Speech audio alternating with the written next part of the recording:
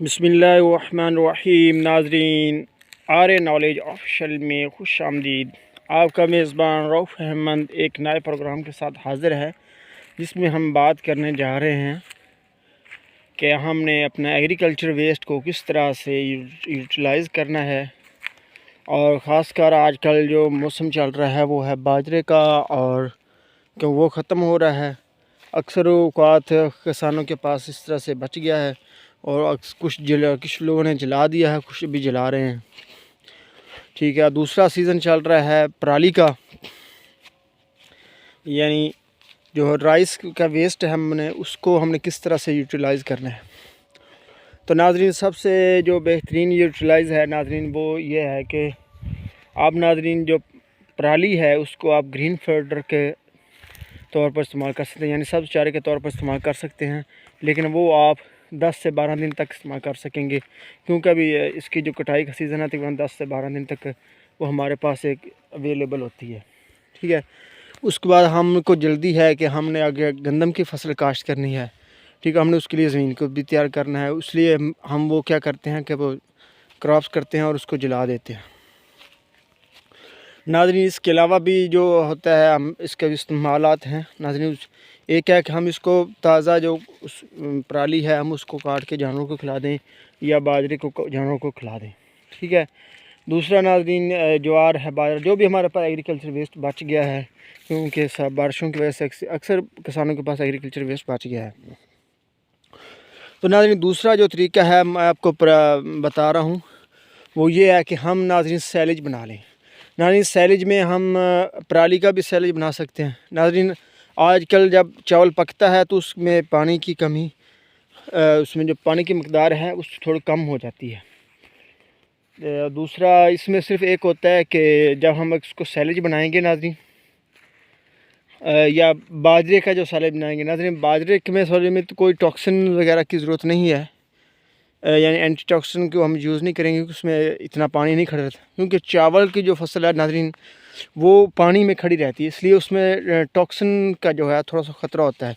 उसके लिए नाज़रीन हम एंटी टॉक्सिन इस्तेमाल करते हैं।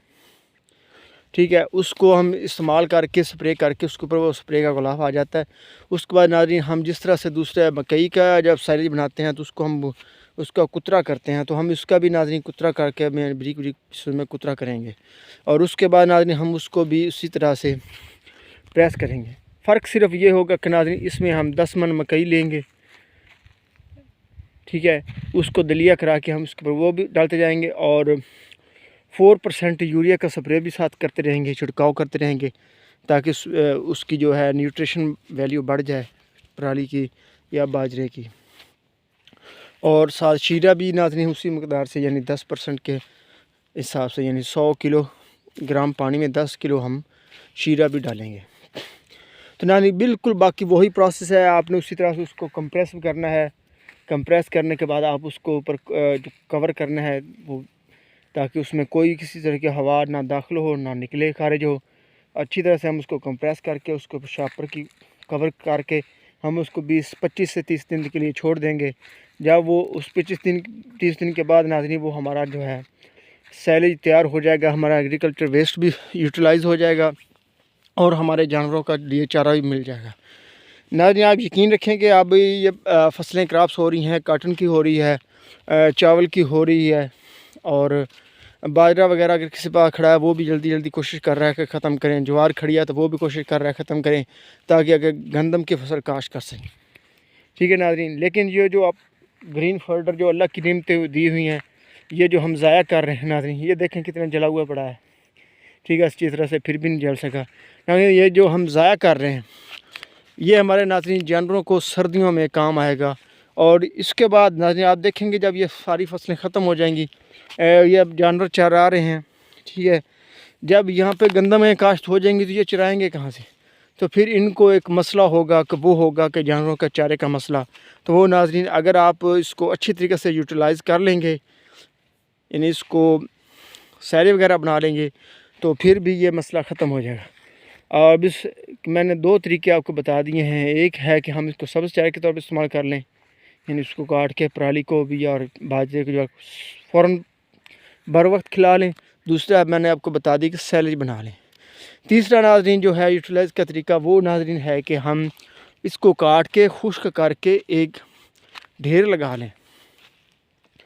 यानी उससे ये होगा नीचे नीचे अगर नमी को से बचा रहा तो नीचे से ख़राब नहीं होगा, वरना नीचे से थोड़ा बहुत ख़राब हो जाएगा। बाकी ऊपर वाला आप सर्दियों को तूड़ी की जगह पे आप कुतर के उसको कुतरा करके आप खिला सकते हैं। इससे आपको तूड़ी की बचत होगी सर्दियों में, और आपको सर्दियों में खुश्क चारे के जो है वो उसके तौर पर भी इस्तेमाल कर सकते हैं। और नाज़रीन जो चौथा तरीका है वो नाज़रीन है कि वो है तकरीबन गवर्नमेंट के करने का है कि वो इस तरह से करे, क्योंकि नाज़रीन हमारे मुल्क पाकिस्तान में कम से कम नाज़रीन 16 मिलियन टन नाज़रीन जो पराली है वो पैदा होती है और हम उसको जला देते हैं, ठीक है। और उस जो नतीजे में स्मोक का मसला शुरू हो जाता है। वो इंडिया वाले कहते हैं कि पाकिस्तान की तरफ स्मोक आता है, ठीक है, और पाकिस्तान वाले कहते हैं कि इंडिया की तरफ स्मोक। नाज़रीन अगर हम इसको अच्छी तरह से यूटिलाइज़ कर लें, यानी इसको हुकूमतें इस तरह से करें कि जिस इलाकों में चावल काश्त होता है उन इलाकों में पेपर मिलों को फ़रोग दें, उनको टैक्स फ्री जोन दें, ताकि वो उस इलाके में ज़्यादा से ज़्यादा मिलें लगाएं, और वो जो पराली सारी है वो हम ज़मींदारों को ख़रीदार मिल जाएगा, और पेपर मिलों वालों को उनका वेस्ट प्रोडक्ट मिल जाएगा, और उससे अच्छा तरह के पेपर बन जाएगा, और हमारे मुल्क की आमदनी बढ़ेगी। इसके साथ हमारा प्रोग्राम चाहूँगा बस अपनी दुआ में याद रखिएगा। पाकिस्तान जिंदाबाद।